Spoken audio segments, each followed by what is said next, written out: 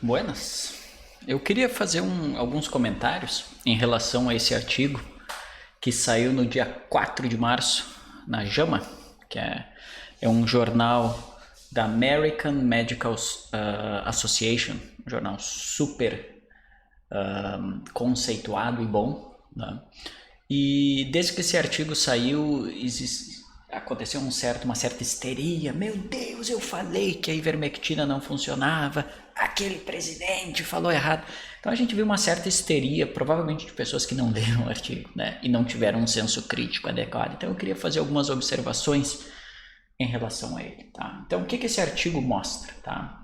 Esse artigo, pessoal, ele mostra que, né, ele faz uma comparação de pacientes sintomáticos, todos eles confirmados positivamente para corona, né? Seja por PCR ou seja por imunoglobulinas, todos eles confirmados, todos eles sintomáticos, e eles fazem um tratamento por 5 dias com e sem ivermectina, né? O sem é o placebo.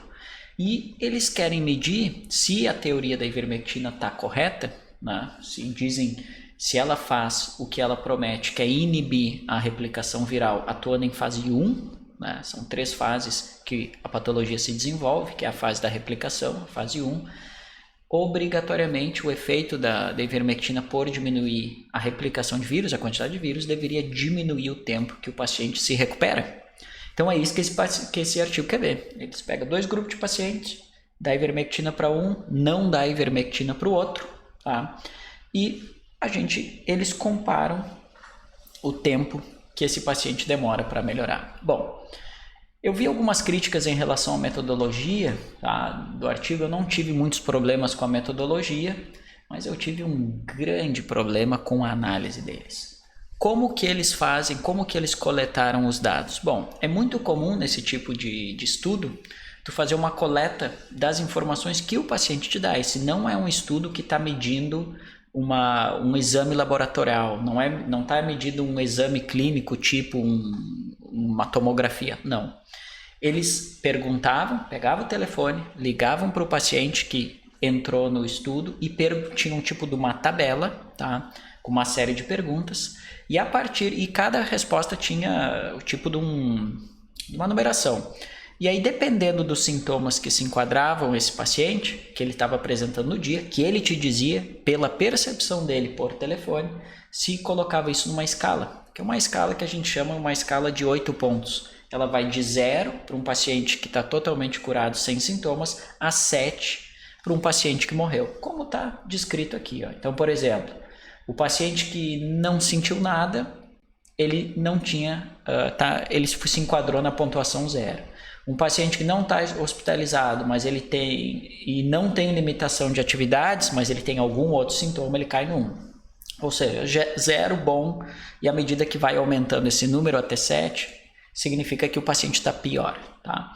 Como que eles chegaram nisso? Eles ligavam para o paciente, faziam uma série de perguntas e, dependendo das respostas, encaixavam em 0, 1, 2 e 3.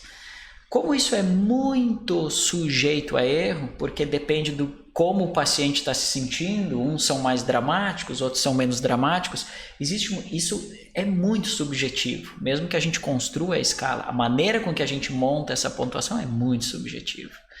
Então, para diminuir esse viés, o que se faz? Se usa, tá, o que se chama, tá, que está aqui, ó, demonstrado nesse quadrinho, ó, worsening by 2 points. Tá? O que significa isso? Toda vez que o paciente tem um pulo envolvendo 2 pontos ou mais, tá? Por exemplo, ele estava numa escala, todos os pacientes eram sintomáticos. Ele estava na escala 4 e ele pulou para 2. Ou ele estava na escala 2 e ele pulou para 0. Se considera, né, usando que o paciente resolveu os problemas. Sim, porque tem muita variabilidade na maneira com que o paciente te fornece. E isso é uma maneira, é um controle, né? É uma maneira da gente deixar o estudo mais fidedigno e não tão abstrato. Bom, esses autores, eles falaram que de início eles tinham esse objetivo de fazer justamente isso, de fazer a análise deles e usar esse sistema, tá, para fazer a análise. Mas, incrivelmente, Eles mesmos disseram, que é o que eu marquei aqui quando eles falaram da análise estatística, que os grupos que eles analisaram não tiveram o decaimento ou a piora que eles imaginavam. Os pacientes tiveram muito menos sintomas do que eles imaginavam. Então, eles simplesmente decidiram não usar isso, porque se eles usassem isso, o estudo deles não iam ter força suficiente, tá? Que é uma análise estatística para te dizer o quão confiável o estudo é. Porque para ter força suficiente, eles iam ter que ter um número muito maior de pacientes. E o que é que eles decidiram fazer? Eles simplesmente eliminaram esse tipo de análise, passaram ela como resultado secundário e decidiram simplesmente considerar como principal medida quando um paciente, através do questionário, apresentasse o 0 ou não sintomas pela primeira vez. E não essa escala de 2 pontos para cima ou para baixo. Que é um baita de um problema, tá? Porque eles simplesmente tiraram um dos maiores controles desse protocolo, que justamente tira a subjetividade e tira o problema dessa variabilidade de como o paciente está se sentindo pessoalmente no dia e não clinicamente. E a partir disso eles construíram os resultados dele. E, milagrosamente, né, eles não acharam diferença entre o grupo da ivermectina e o grupo tratado com placebo. Na verdade, eles acharam que o grupo com ivermectina demorava 10 dias para se recuperar, ou seja, em 10 dias os pacientes, a maioria estava bom, e o grupo placebo 12. Aí pergunta, mas então foi menos tempo. Mas eles não acharam diferença significativa.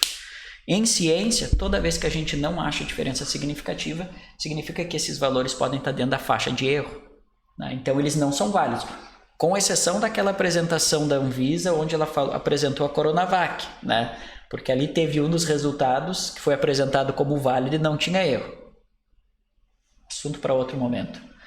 Então, eles usaram uma metodologia, né, para tentar validar um estudo que, com 100% de certeza, que se esse artigo tivesse essa tentativa de publicação antes de 2019, ele jamais teria, os autores não teriam nem pensado em submeter para uma revista desse calibre. E uma revista desse calibre jamais teria aceito um artigo com esse viés metodológico. Tá? O que deveria ter sido acontecido? O que deveria ter acontecido? E o artigo não deveria ter sido nem colocado para revisão, ou deveria ter sido rejeitado, como milhares de artigos são, dizendo não há metodologia, a metodologia não é adequada, ou o mais comum, aumente o N do seu experimento para poder publicar isso. Então, outra coisa muito curiosa, eu queria chamar a atenção nesse segundo gráfico que eles mesmos apresentam, que é... Eles fizeram um tipo de uma razão acumulativa da melhora de sintomas. Tá? Então, ou seja, quanto mais para cima, quer dizer que mais pacientes se curaram rápidos. E a gente nota, ao longo de todo o tempo que eles acompanharam, que o grupo ivermectina, os pacientes que tomaram o grupo ivermectina, na maioria dos casos, eles estavam acima dos pacientes, tá, que não tomaram ivermectina. Principalmente nessa faixa, tá, de 14 dias, que é o nosso número mundial, né? Então, isso é uma coisa muito estranha, porque se os pacientes não tiveram tantos problemas que nem eles disseram, que eles imaginavam que teria, eles com certeza se curaram mais rápido.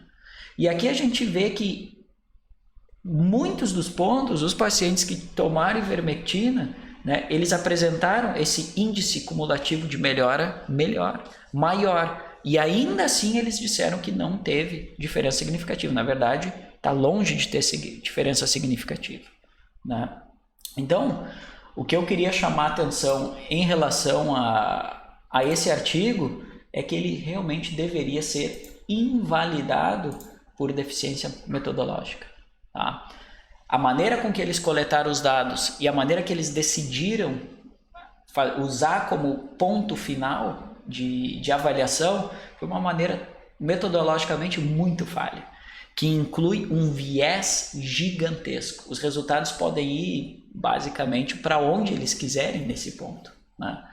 Então, infelizmente, parece que houve um esforço né, de tentar validar um artigo pobre, de qualidade baixa, com uma metodologia muito falha, tá, com um viés gigantesco, né? Houve um esforço de uma revista extremamente conceituada para tentar desqualificar um tratamento, né? Mas eu não duvido que esse artigo tenha algum tipo de retração num futuro próximo, porque ele metodologicamente é muito falho, tá?